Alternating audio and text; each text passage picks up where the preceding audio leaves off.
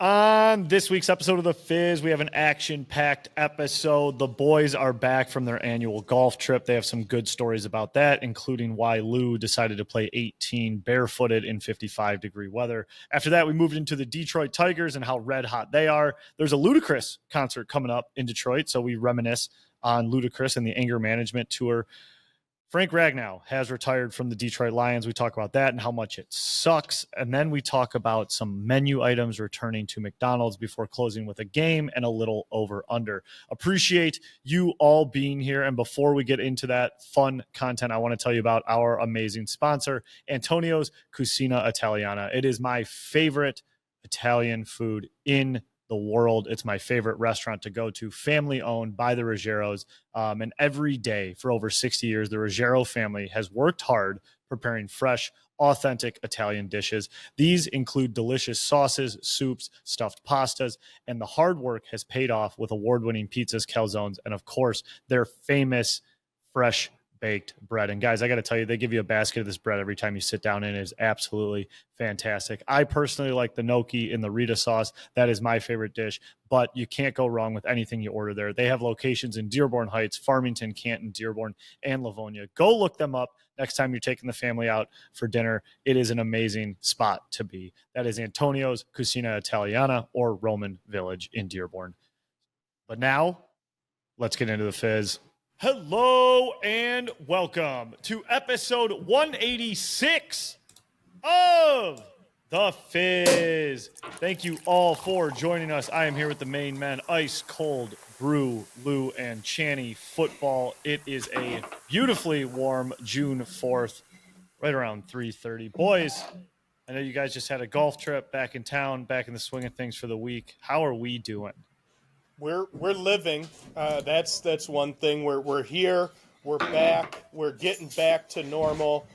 Before we start though and get into all the funniness, do want to shout out Jack Bartoloni, who this weekend is in memoriam for, brother of Dom, son of JB. We go up every year, barefoot and free, up to West Branch, and it's a great time, remembering Jack Bartoloni. So.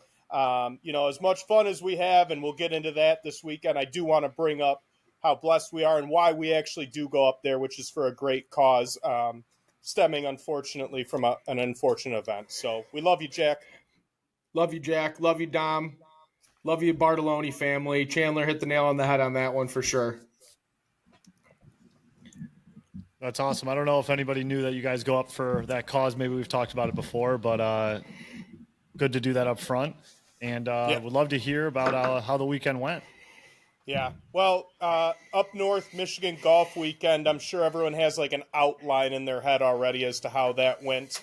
A lot of booze, a lot of golf, some good weather, some shitty weather, but all in all, great time. Me and Lou actually got to play Saturday morning together.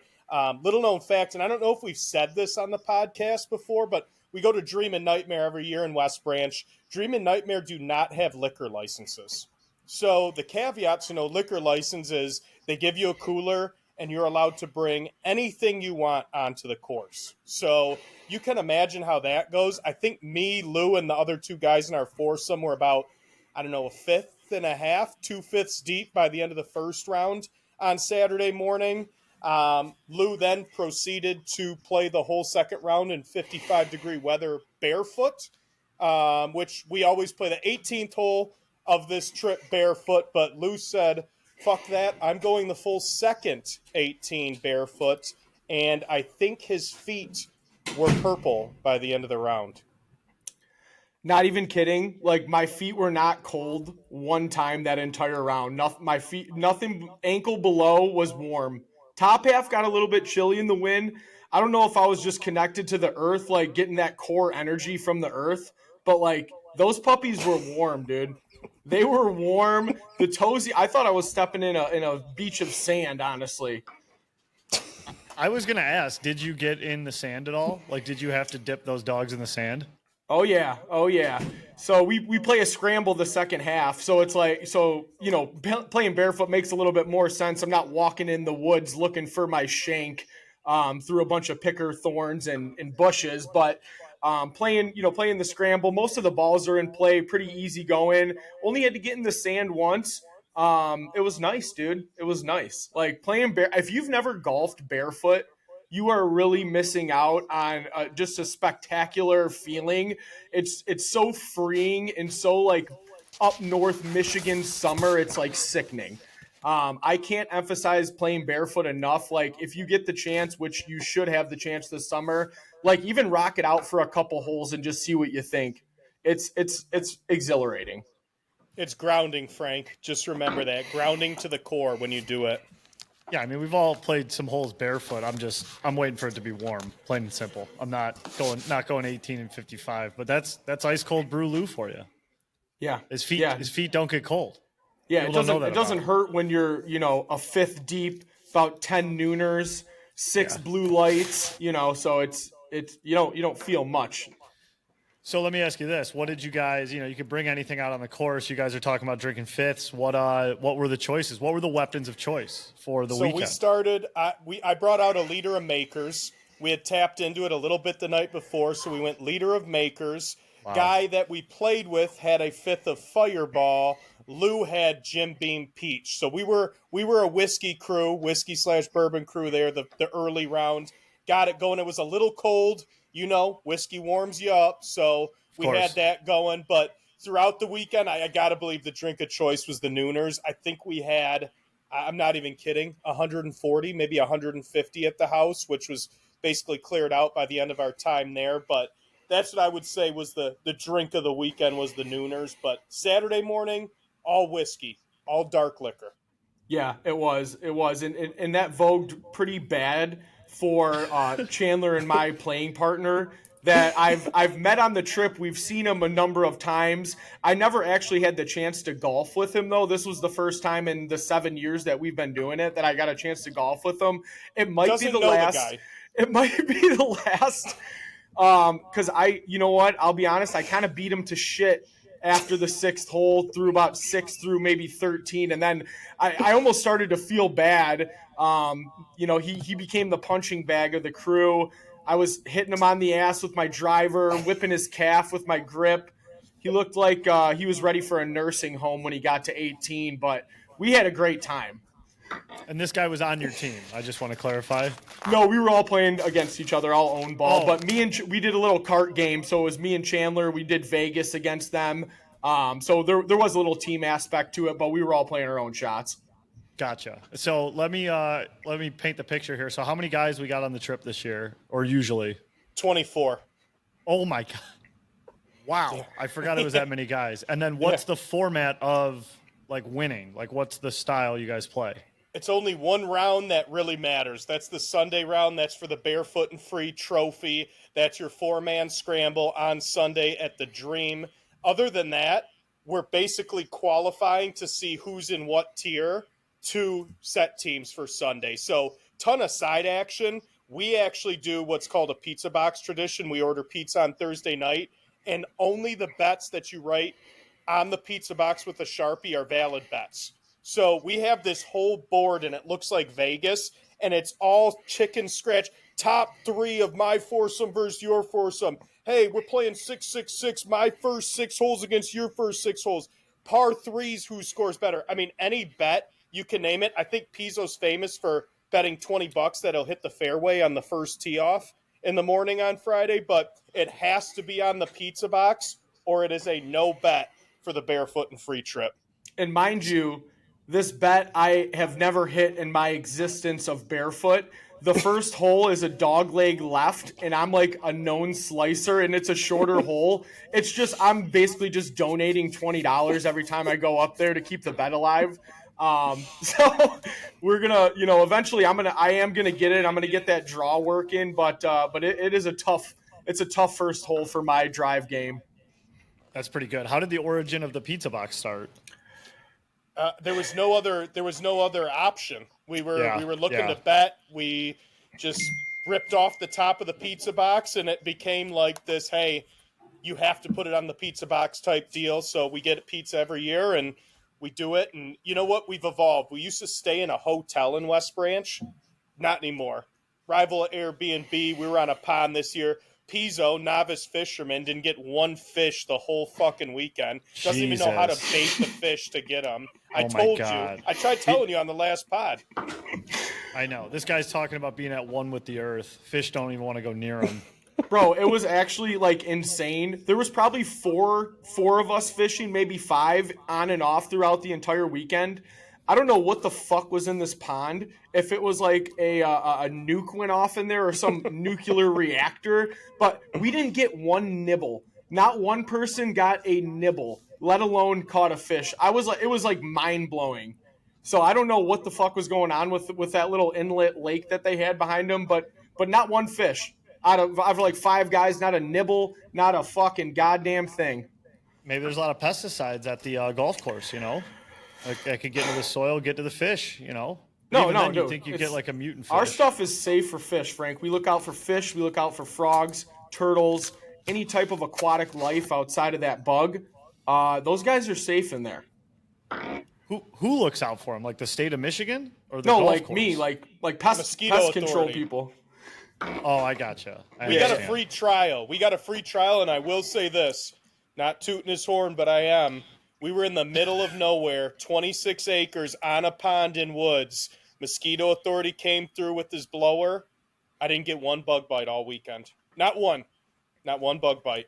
I haven't That's seen a one at the testimonial. house. I haven't seen one at the house all summer Hands are since he clean. came. Yeah, That's no, right. I'm not even kidding. Like this house was like in the middle of a swamp, lake right off the deck, 20 acres of woods. And like we were getting bit up before I sprayed, and then I went out and sprayed. Dude, we were out there at midnight smoking cigarettes, not getting bit up. Like I was a little bit blown away too. It was So, wait, a miracle. so are you talking about the trip? Yeah. You sprayed, you brought the spray stuff up? You brought the whole gun and the cannon? Did you bring like some employees too? Were they on the trip? Yeah, I did. Me.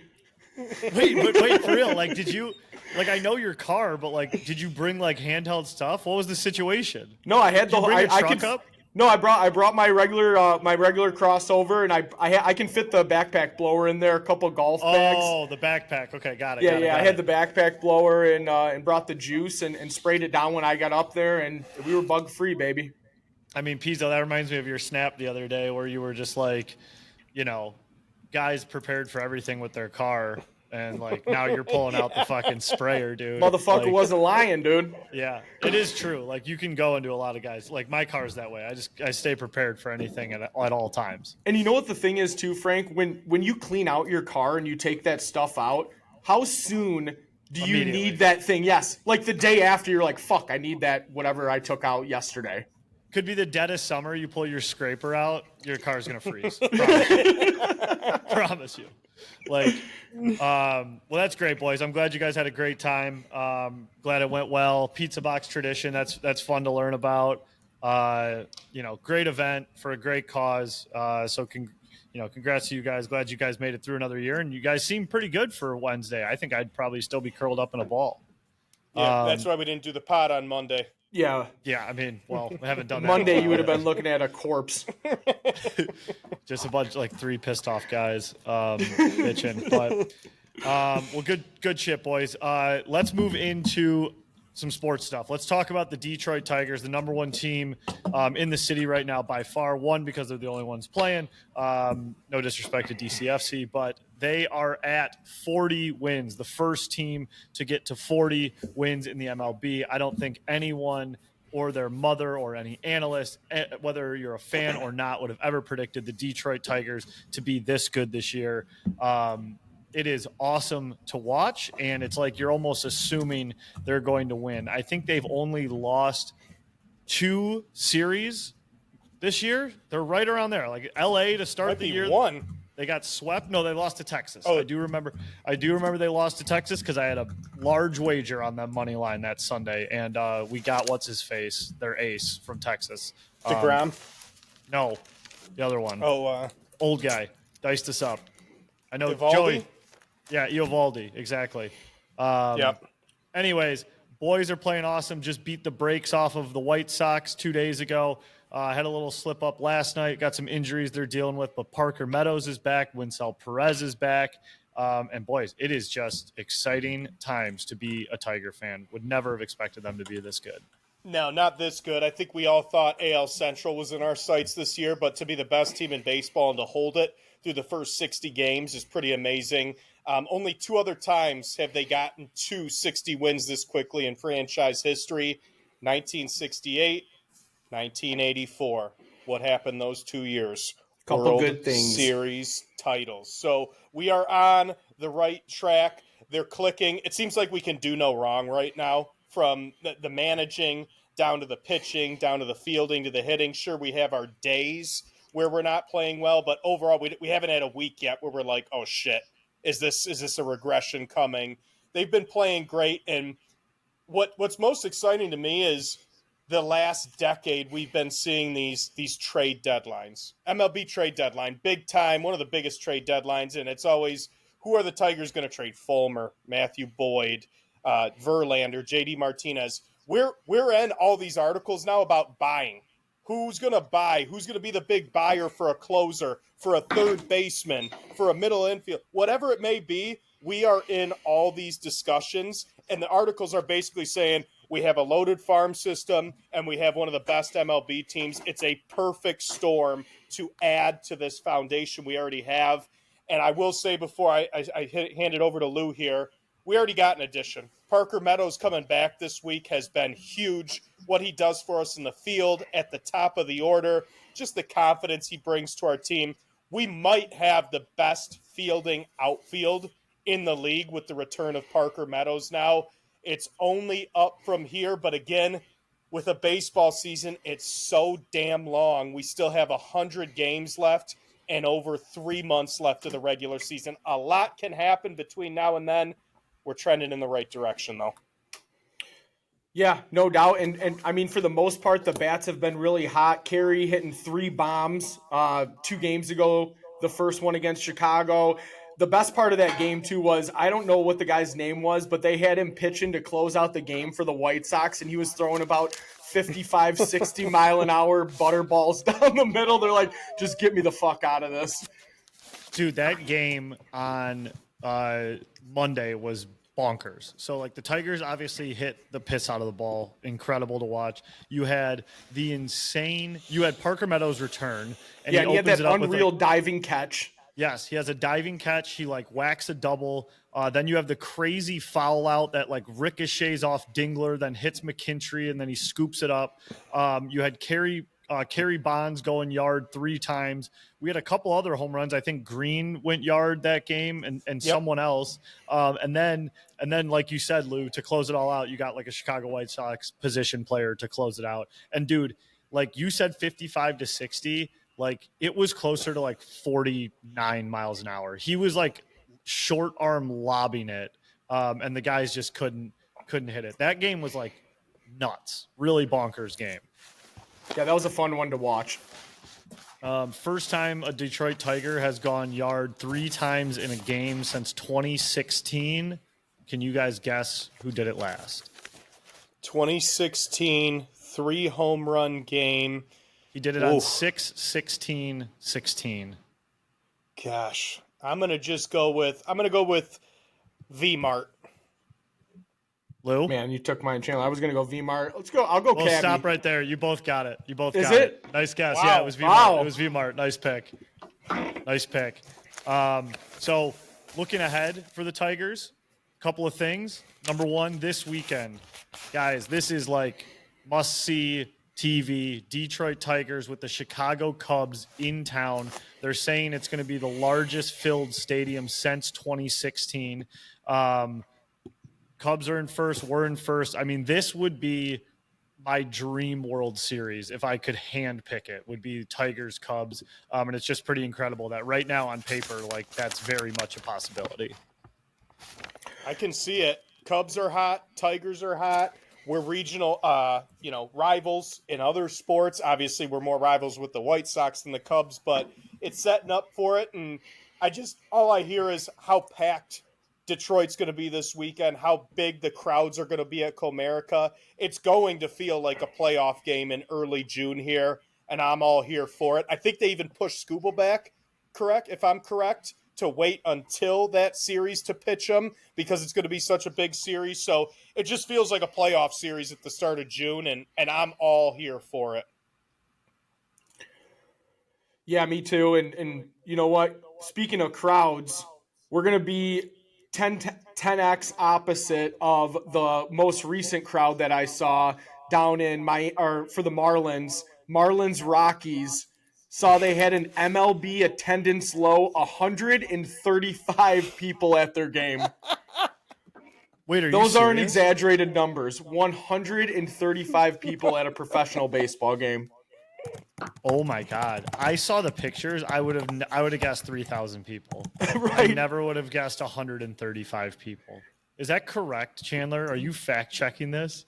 I'm fact checking this. I mean, it could have been the actual amount, but what it's saying here on Baseball References, the game Monday, June 2nd, had an attendance of 5,894, is what they put it at.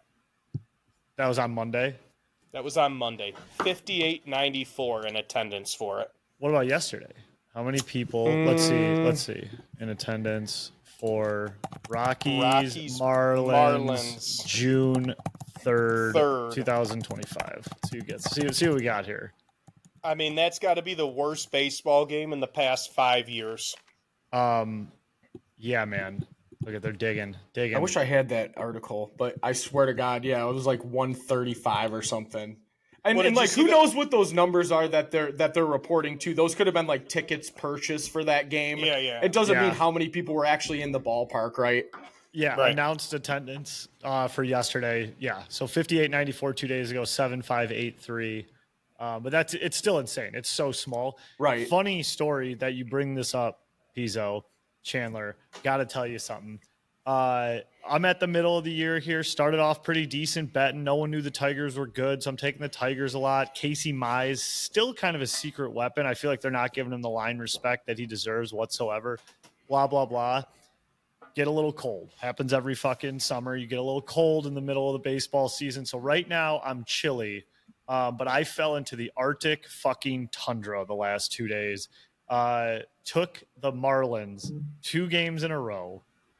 The Colorado Rockies had 9 wins before I started taking their opponents. They now have 11 because the Rockies have just won 2 games in a row on the road versus the Marlins. It's their first series win of the year. It's their first time winning back-to-back on the road. Guys, they have like 4 road wins all season. I took them back-to-back games. They beat the Marlins twice, and I took the Marlins both games. You fell into the Arctic tundra because you bet that game, not because you lost the bet, but you actually laid money on that game of a 9-win team. I saw before this series, Scotty Scheffler in the last 5 weeks or 6 weeks had as many victories as the Rockies, which was a crazy stat. But Frank, man, if you want to talk after the show, like call the number, man. Brother. Just call the number. There's some WNBA games. Go there, man. At least they're decent teams for the league. Yeah, it was bad. And you know it sucked? It was like a sweetener on like a Tigers bet. It was like Tigers money line, Gleyber Torres 2 hits, Miami Marlins. They're going to beat the Rockies. Who gives a shit? Like minus 220. So did you take them today? I think you got to, right? I haven't You yet. have to. Right. I think you have to. Like you have gotta to. Go. I think I'm going Tigers Marlins money line parlay today. Lock it in. Tigers aren't losing the series. And like honestly, if the Marlins get swept, like I just deserve it. I deserve it. It is what it is. But I'm pot committed now. What are you gonna do? That's right. I hate the Marlins. They're losers. Yes, they are. Speaking of not losers, more Tiger schedule stuff. This Friday, Cubs game, going to be packed house, going to be insane downtown Detroit. Next Friday, just when you thought it couldn't get any better, the Tigers take on the Cincinnati Reds. But that's not even what we're here to talk about. After the game, if you have tickets to the baseball game, you get to attend a ludicrous concert for Friday night fireworks at Comerica. That is incredible. Ludacris is notably, everyone knows he's from Atlanta. I have no idea why he's doing a Detroit, Cincinnati, Comerica Park concert. I don't really care, though. I love Ludacris. That's going to be awesome. Good on the Tigers event team for booking Luda, giving the fans something to to cheer about even after the game. Yeah, I don't know what the better promotion is, Ludacris after the Reds game or the 313 Tuesday night promotions. Frank, I know that was your favorite, the 313/315/cocktails are $10 actually promotion. Yeah, the 315. Yeah, the 315 promo. Just couldn't chop off $2 for the marketing to actually make sense. But yeah, let me go grab a non-alcoholic for $3. There you go, Sounds nice like a Pepsi. good deal. Speaking Well, of Luda, though, are you guys thinking about going to that game? You thinking about copping tickets? No, I think I. Oh, sorry, Chandler. My bad. that's not going to get me down there. I would go 100%. I'd 100% go for that. I'm thinking about peeping too. Let's do it, Frank. I'm down. We should do a little video. We should do video before and then go in and I'm peep game. Luda. I'm game. I do a Luda night. If you had to walk out to one Luda song, which song you picking? Oh, easy. Man. Like, go ahead. Move, bitch. Yeah. Yeah. I feel like Move Bitch is, I don't want to say obvious, but it kind of is obvious. But another one for me that's up there for like a walkout would be Stand Up. Yes, for sure. Stand Mine Up would be probably between Roll Out and number one spot. Yeah. Oh, dude, I wasn't even thinking about that one. Dude, he's got so many tunes. Like, oh my God. Luda was like one of my first rap CDs that I ever had in 4th grade. My buddy got it for me, and he got me 2 CDs. He got me Word of Mouth, and he got me Country Grammar. And they both were unedited and like somehow snuck them by. My parents got them, was like the talk of the school by having both these CDs. And Ludacris is like what really got me to like fall in love with rap and be like, this is the best thing ever. And that the fucking Word of Mouth CD just has so many bangers on it. No doubt. Oh, yeah. When I like first started smoking like blueberry yum yums, I used to absolutely bang that song in my Blazer. The I think one of the most underrated Luda songs, and I know every single word to it, like to this day it comes on, it's like muscle memory, is Area Codes. I thought Area Codes is like one of the sickest Luda songs there is, and it's just so ridiculous about how many hoes he has in different area codes. Oh, he's got a ton. He's got them in every area code. Every code. My underrated one, Southern Hospitality. Love that Ludacris song. Banger back in the day. Yep. Did you know that Stand Up was produced by Kanye West? Fun fact. I did not know fact. that. And then on top of Luda, like just having absolute fire songs and like just good on him for like staying relevant for so long and just, turning into a businessman and like an actor. And he's just built like such an awesome career for himself. So I'm like happy for that, rooting for him. But also Luda is like the feature king. He is like, his main songs are big, but then the stuff he's featured on, like Yeah by Usher and Lil Jon, obviously first one that comes to mind. Baby, like that was Bieber's first song. That absolutely blew up. Glamorous with Fergie, just absolute. God. That was an absolute stuff. Tune. Yeah, and then how about All I Do Is Win? All I Do Is Win. That might be a walkout song that I would use. It wasn't a Luda song, I think it's DJ Khaled. But like All I Do Is Win, after we got married, like, I now pronounce you husband and wife, we banged All We Do Is Win. Like just fucking blasted it. It was awesome. Yeah. He's a legend, juggernaut in the rap game. Not even a question. Yeah, and then the last note I had with him was, do you guys remember 2002, the Anger Management Tour? Mm-hmm. It was like a huge deal because it was Eminem and Ludacris. Like Ludacris got the nod to go with Eminem, but I didn't know who else was on this tour. It was in 2002.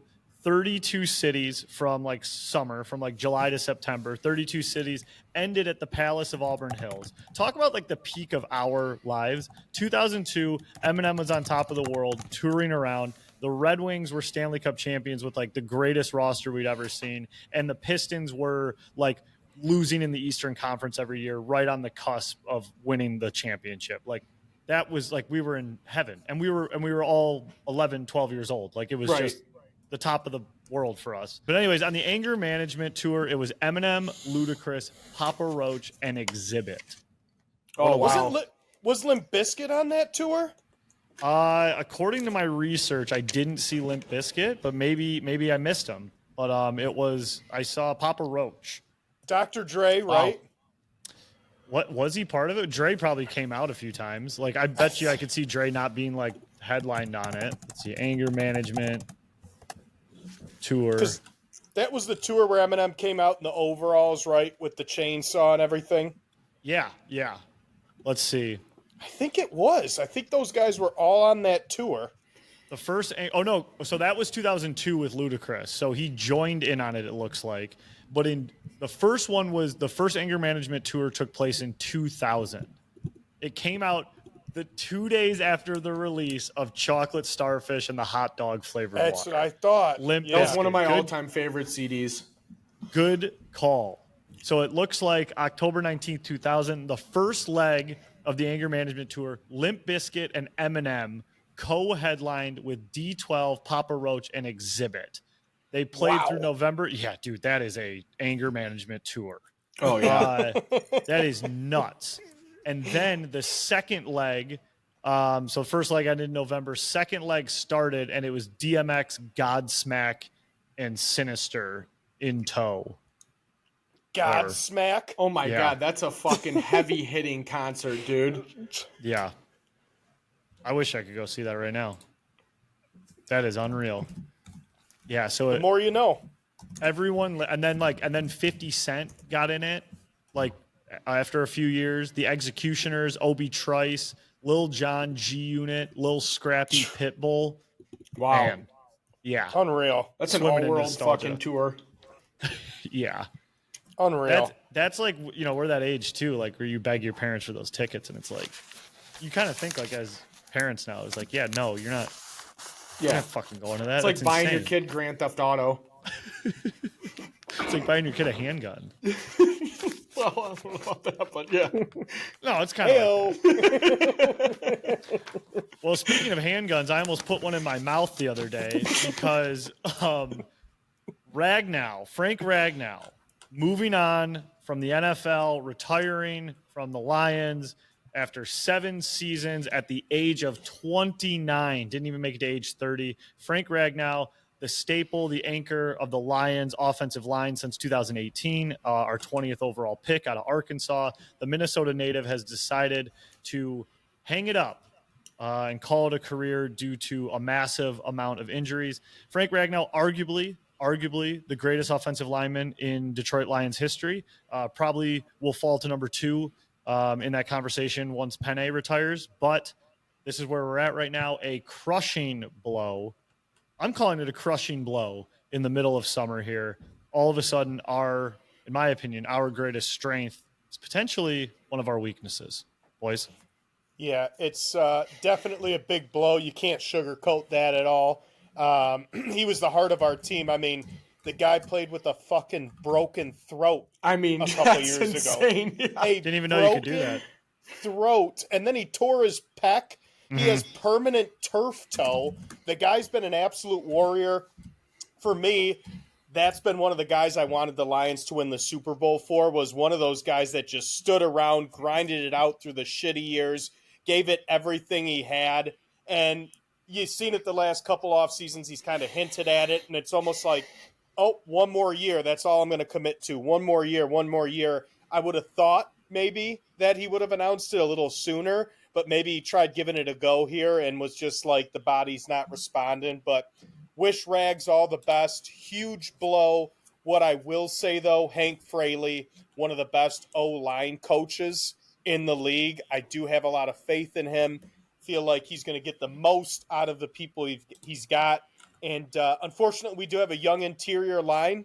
So we're going to have to see what happens. You're going to have to step up. You're going to have adversity. You're going to lose players. We saw it last year with our whole defense. We lost one early this year in Frank Ragnow. So the good thing is we've got time to replace him instead of him tearing an ACL or an Achilles in week 3 where you're scrambling midseason. Still got time to replace him, but nonetheless, we're a little lower on that totem pole now to win the Super Bowl after hearing that news. Yeah, for sure. And, shout out to Rags. He was the first year he was drafted. We were 6-10. He battled it out with us through the fucking muck. Matt Patricia was his coach the first year he came in here. The guy had no business playing through some of those injuries. He could have easily packed it up and said, fuck this, like, pack it in for next year. you know what? And he never did that. He continued to fucking grit. He was like, this one really hurts because he was the heart of the Lion. He was the center of this team, like no pun intended, for a long time. And, you know, he was the initiator of making that first line push. Outdoorsman too. The guy fucking loves fishing and hunting, like, which just hits home for me. It's like, you know, this one definitely hurt seeing him go. But, you know, with all the injuries you have, playing offensive line is the most brutal position you could play in any sport across the board for how much damage your legs and body take. So I can't fault him for that. And you know, thank you for all the good years that you gave us. He would have caught a fish up north this weekend, no doubt. With No his doubt. His hand or mouth. The fast flashlight. It does come as a little bit of a surprise, though, man. Like, the guy missed one game last year. I know he was banged up, but, like, it just kind of seemed like that guy was going to play until his legs fell off or his head fell off. Like, in all his years, in his 7 years, like, there was one season he was out for an extended period of time. It was 2021. He missed 13 or 14 games due to that fucking turf toe, you know, and it's like, it's kind of easy to laugh at because it's like a toe, but that shit is like, will ruin you. His is inoperable. He can't do anything about it. Missed 13 games in 2021. All other seasons, like, I'm pretty sure he only missed a maximum of like 2 games. He pretty much played every single game. And you got to know that a guy like that at age 29, Midwestern football boy, Grizzly man outdoors, on the doorstep of winning a Super Bowl after getting through the shit years of the Lions, like, he's got to be in bad shape. He's got to be in bad fucking shape. So we don't fault him for what he's doing. You know, a lot of life left. NFL, not for long. But as a fan of him and the Lions, like, it does stink. It sucks. And it does rearrange the entire offensive line. And you're simply not going to replace that guy. You can only put Band-Aids on it until, you know, you can hope that maybe our new guy, Tate Radlich, this dirt bag, is going to be as good as him, honestly. And if my prediction for the offensive line is, like, I think they're going to put Tate at center. Like, he's that new guy. He's the new Frank. With Frank out, it's like, I think they just want, like, their cornerstone center of this team and the leader of that offensive line in the middle to take over. So that's why I feel like they're going to go with Tate in the center over Graham Glasgow. Glasgow's getting a little older. They moved him. I always mix it up though. What side was he on last year? The right? Graham was on the right. He was on the right side last year from the left, and he did not do well. So now he's going to move over to the left, I feel. And then they're going to put, you know, Mahogany there at the right. And I hope he's good. I mean, he's a 6th round draft pick. He had a good year, but now they know he's there. You know what I mean? All right. Bold prediction number 2 of the year. I already called the Panthers making the playoffs. Bold prediction number 2 of the offseason. Ragnow comes in after the Lions go 4-4 the first 8. He's feeling good. He comes back out of retirement mid-season, gives them a jolt, Super Bowl run. It's like WWE. The lights go dark. They're doing the introductions. The spotlight comes on, and it's Rags, the first one out when they're introducing the offense. WWE moment. You think he Paul Pierces out of the tunnel in his wheelchair, and then he pops up and just starts fucking grabbing throats. No, dude, he's gonna stone cold it on the Zamboni. Why is there a Zamboni at Ford Field? They don't need those. Like, oh my God, it's Frank Ragnow. And it's Stone Cold Steve Austin with him, the Texas Rattlesnake. He's drinking before the game. Yeah. No, I think that's it. Yeah, I think that could happen, Chandler. I see that too. Now we're seeing it. We're in alignment. Well, we signed some guy named Cologne. I saw that. From the Cardinals. I think Christian Cologne? Nope, that's Bartolo, I think. There it is. We got Bartolo Colon from the Arizona Cardinals. But good news. I mean, veteran guy, 1-year deal. He's played the right, left, and center. So we need that depth. I want to see that depth. And, you know, I think if anyone out there is listening, I hope it's you, Manu. Can you do something? How about you do something? Please. I want you to do something. We beggeth. We beggeth. All right.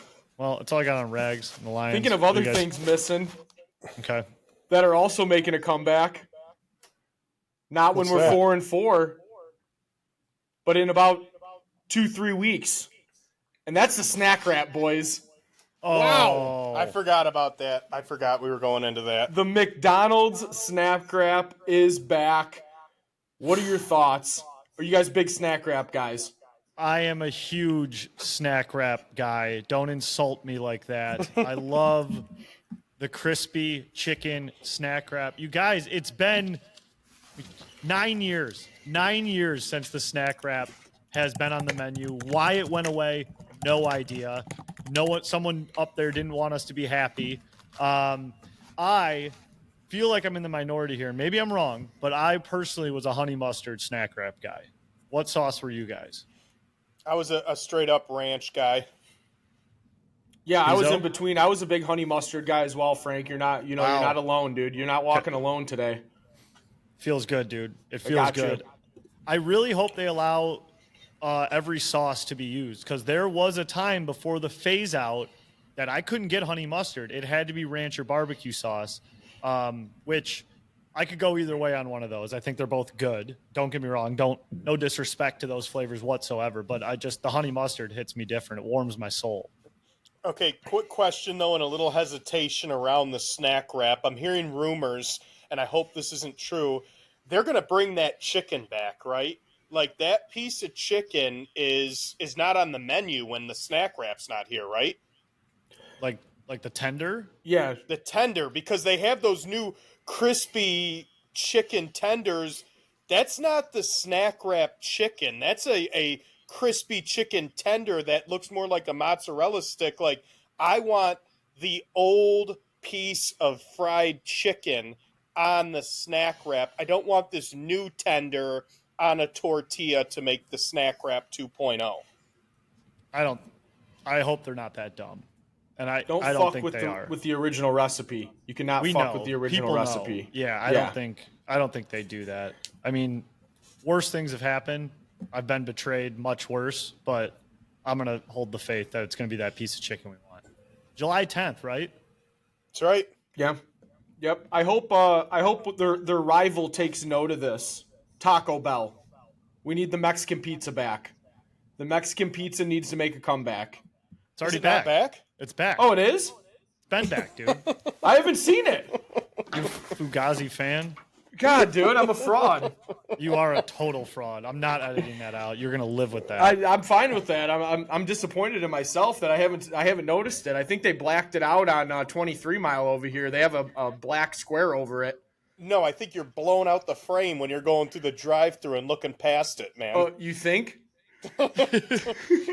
I'm pretty sure I did a fast food Friday of a Mexican pizza when it returned. I made a big deal about it. But Oh man. Okay. Well, good news. Taco Bell, great job.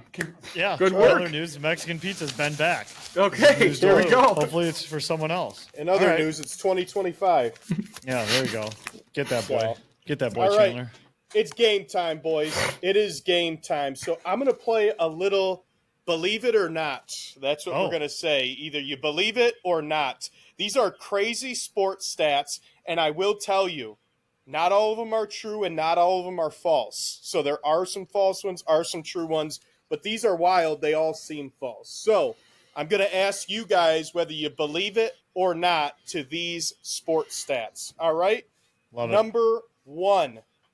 In Barry Bonds' 2004 MVP season, his seventh MVP at age 40, Barry Bonds got on base more than he had at bats. Believe it or not. Got on base more. Yeah, I believe it for sure, because a walk doesn't count as an at bat. Lou? 100%. Yep. I'm with you, Frank. I believe it. Okay. You guys are both correct. Now, you play 162 games in a season. How many walks did Barry Bonds have in his 2004 season? I'm gonna go say calculator like on this. 85. I'm gonna say 291. In between that, 232 walks, All which right. is about 1.5 walks per game. He had 232 walks. He had 135 hits, which amounted to 377 times on base and 373 at bats. during that season. Riddle me that. I don't know if we will ever see that again. More times reaching safely than at bats counted for. All right, number 2. That guy's not in the Hall of Fame, correct? No, he is not in the Hall of Fame. He is not in the Hall of Fame. Who cares All if right. you're juicing, dude? That's crazy. Like to be on the juice, you still gotta do some. There's a lot of guys on juice didn't do that. You still gotta hit the Hall ball. of Fame. Dude. You That's still right. gotta hit the ball, You still gotta You hit still the ball. got to hit the ball. and you still gotta be gotta hit the ball. scary as shit to get walked that many times. Like that's nuts. You still got to hit the ball. Number 2, the 2001 Miami Hurricanes would have went 10-2 in games if they did not score an offensive touchdown all year. Now keep in mind, they scored 50 touchdowns offensively that year, went 12-0 and won the national title. Would they have gone 10-2 with only defensive and special team touchdowns? Lou. I'm going to say I don't believe that one. Okay. Frank? It's so nuts. I'm gonna believe it. I don't think you could have come up with it. All right. Lou, you are correct. Damn Do it. not believe that one. Was it 8-4? Miami went 8-4 that year I actually without knew that one. defensive touchdowns. Not Without 10-2 without offensive touchdown. without Yeah. offensive touchdowns. Excuse me. They would have went 8-4 that year without scoring one offensive touchdown. They ended up scoring 50 That's offensive insane. touchdowns. That's so and nuts. killing everybody in their path. All right, number Whoa. 3. Is that pun intended? Justin Verlander, in his Triple Crown year, AL MVP year of 2011, had more strikeouts than innings pitched. Believe it or not, Frank. I hate to keep riding this train, but there's no way I'm doubting my boy JV. I'm gonna say I believe it. I'm gonna go opposite. I'm gonna say fake stat. Wow, Lou is running away with it. That is fake.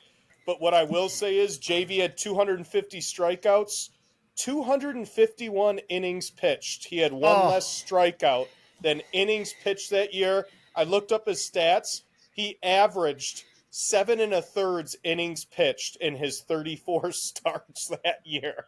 Easily. I mean, that's dude, wild. he always went the distance. He went 8 almost Unbelievable. every time. Yeah. I would love to know how many times he got pulled before the 7th inning was finished, and it's probably like one time. Yeah, it's crazy. Absolutely crazy. 34 starts, 251 innings for the year. All right, last one. Tony Gwynn played college basketball for San Diego State.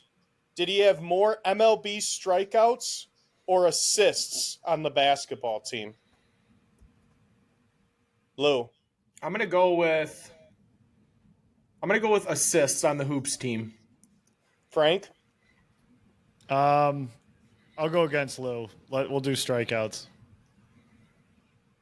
Lou, you are correct. A perfect smoked. 4 for 4 on this.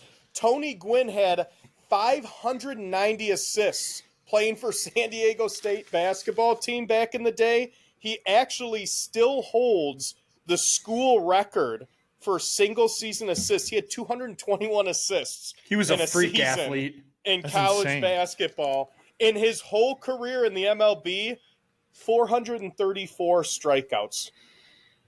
Oh my god. Man, 434 strikeouts in a roughly 20-year MLB career. Yeah, that's 20 strikeouts a year, roughly. Did the stats on Scotty like inspire this?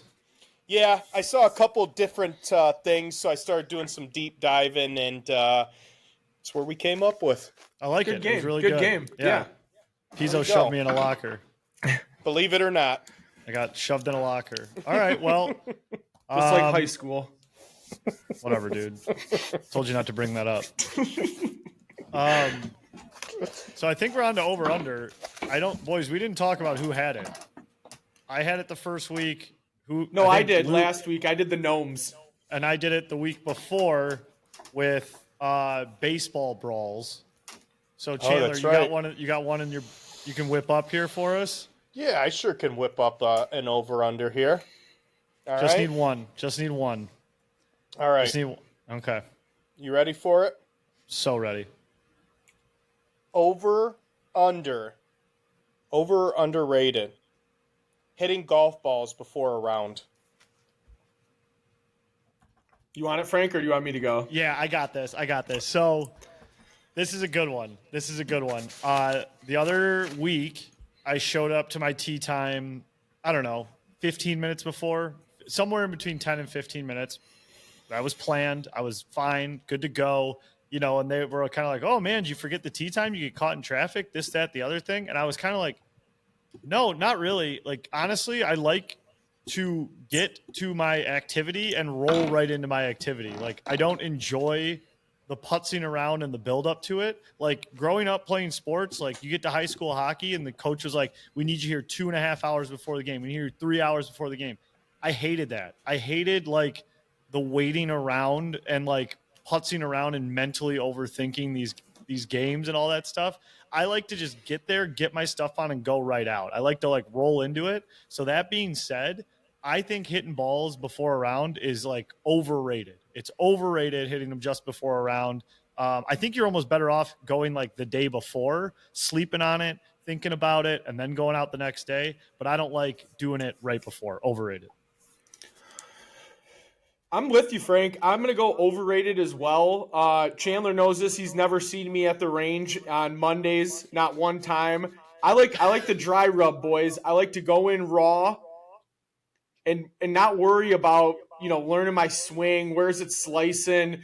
Get out to the tee box and fucking let it rip, baby. Now, on the other side, I do like to hit a couple putts before I start, learn the greens a little bit, get the feel down. But as far as the range goes, I'm going to go overrated, go in dry rub, go in raw, let her rip, and let's grip. Okay, barbecue or balls before an event, Mr. Dry Rub. But I'm asking this question because I'm in unison with you guys. Wow. It is overrated. I was always hit a bag or a bucket of balls before the round, putt before the round recently, whether it be coming from work or just tired or this past weekend playing too many rounds. I didn't really hit too many balls prior to the round. Same as you, Lou. I like going to the green, getting a couple chips and putts down, but I feel like you get in your own head if you're hitting balls before the round. I'm going to go overrated, and I'm going to do a heel turn on what I usually do. Overrated. Wow. I didn't expect a trifecta of overrated there. No. That's right. You do got to hit some putts. I agree, though. You got to at least see one because there's nothing worse than, like, you get the first green and you either blast it by or it's super short and you're just like, well, if I just rolled a couple, I would have known what I was working with here.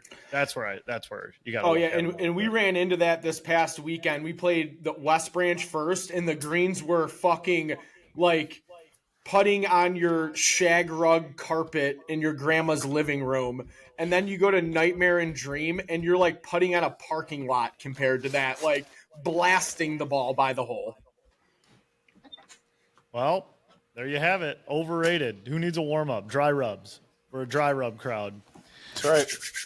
All right. Well, thanks, everyone, for listening to episode 186 of The Fizz. We took a week off last week. We'll see what happens next week. You know how we roll. Appreciate your patience. Appreciate the support. Good luck on all your bets, and go Tigers. Have a great week, everybody. Eat 'em up. See you.